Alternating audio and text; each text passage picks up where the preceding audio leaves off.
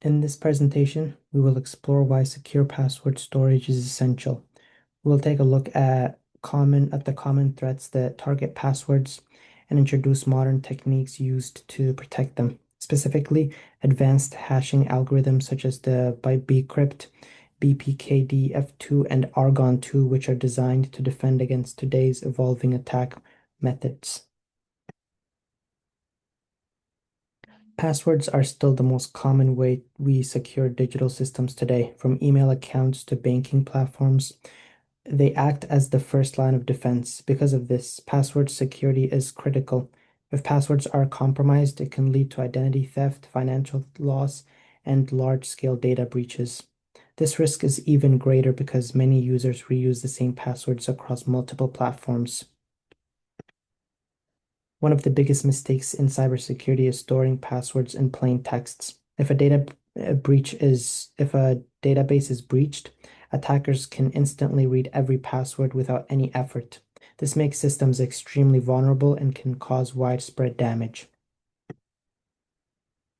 Attackers use several techniques to exploit weak password storage. Brute force attack, which tries every possible combination until the correct password is found. Dictionary attacks are faster, using lists of common passwords. More advanced methods like the rainbow table attack use pre-computed hashes to quickly reverse weakly protected passwords. To defend against these threats, we use key security concepts. Hashing converts passwords into a one-way format, unlike encryption, which can be reversed. Salting adds randomness, so identical passwords look different. Iteration count and computational cost make hashing slower, which protects against large-scale attacks. Because basic methods are no longer enough, modern systems rely on advanced hashing algorithms like Bcrypt, BPK, DF2, and Argon2, which are specifically designed to securely store passwords.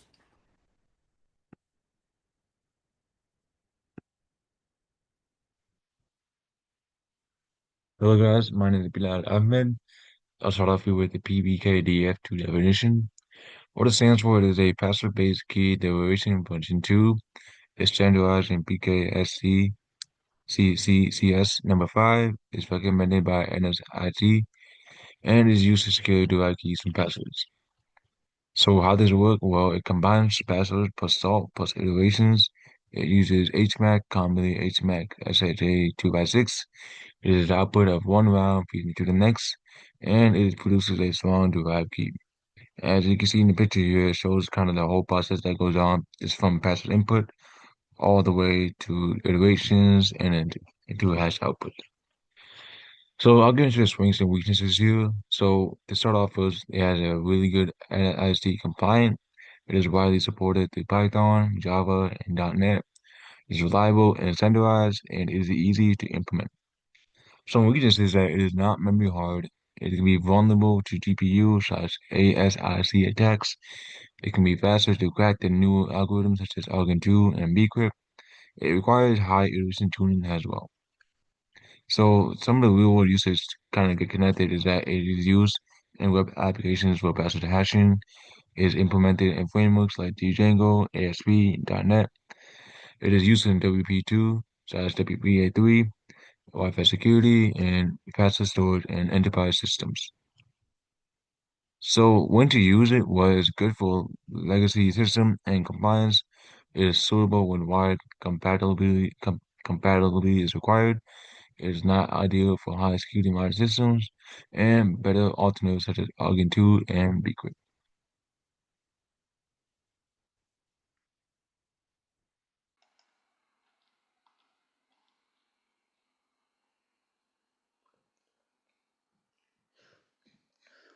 Hi everyone, my name is Donald and I'm going to be speaking on Bcrypt. So Bcrypt is a password hashing algorithm designed specifically for secure password storage. So instead of storing passwords directly, it converts the password into a hash, which is a one-way function. So this means even if someone gets access to the database, they cannot easily recover the original password. What makes Bcrypt different from other algorithms like the MD5 or the SHA-1 is that it is originally designed to be slow and resistant to modern attacks. So, Bcrypt does have some key features.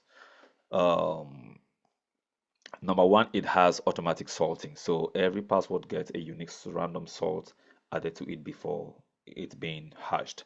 So this means that even if there are two users with the same password, their hashes will look completely different. So this will prevent attacks like the rainbow table attacks. Second, Bcrypt is also also has the adaptive cost factor. So this will allow us to control how slow the hashing process is, and with computers getting more powerful, we can increase the cost of the hashing to maintain security over time. It is also has slow hashing by design, so Bcrypt intentionally takes longer to compute, which limits how many password guesses an attacker can make, within a second. Bcrypt does have some strength, right? It is very effective against brute force and dictionary attacks because of its slow hashing and sorting features. And it is also widely supported across many frameworks and programming languages, which in turn makes it easy to implement in real world systems. Another advantage is that Bcrypt has built-in protection, so developers do not need to manually add salting or additional algorithms. Like anything else, Bcrypt does have some limitations. Even though it is strong, it does, come with its own limitation. It is limited to 72 byte password limit. So if a password is longer than that, Bcrypt ignores the extra characters, which can reduce the security. Another limitation is that Bcrypt is not memory hard, so it mainly relies on the CPU power, which means attackers using GPUs or specialized hardware can still speed up the attacks. And because of this, newer algorithms like the Argon 2 provide better protection in high security environments. Bcrypt is best used when storing user passwords in applications, maybe like websites or enterprise systems or APIs. So it is a great choice when you need something secure, reliable, and very easy to implement. However, for modern high security systems, Argon 2 is generally the better option because it adds memory-based protection. With that, I'm going to pass it to my team member to continue to the next section.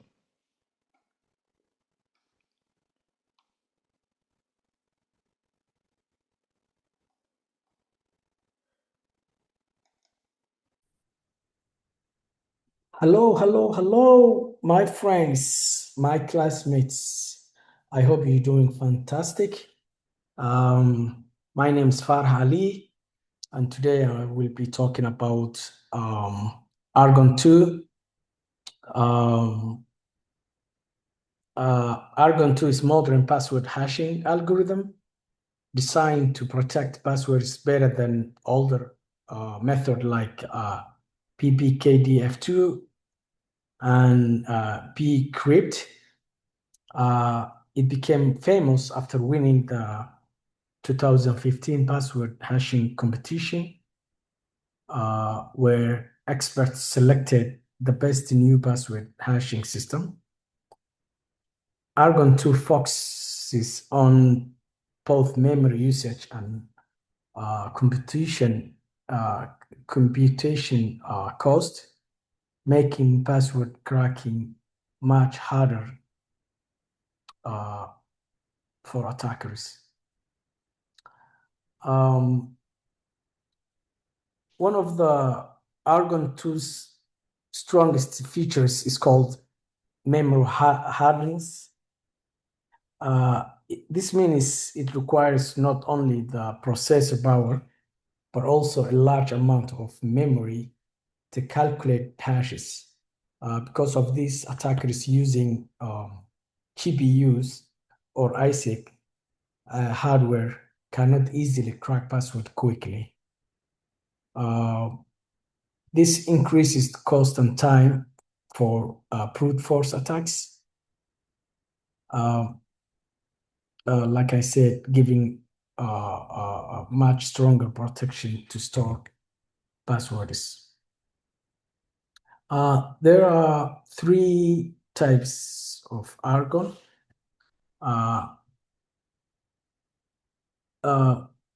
Three main versions of Argon 2.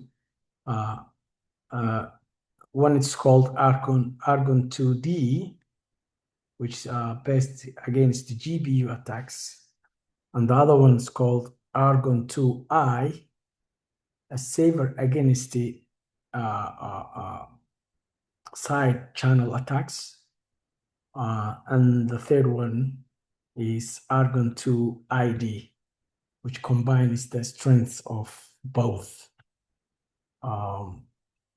Today, Argon 2ID is the most recommended version because it offers the best balance between security and performance. That's why many modern applications use Argon 2ID. In conclusion,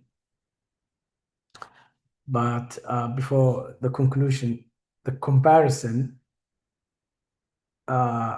now is that comparing Argon 2 with older methods like PPKD, what do you call it? PPKDF2 is reliable but weaker against modern attacks. PCAT,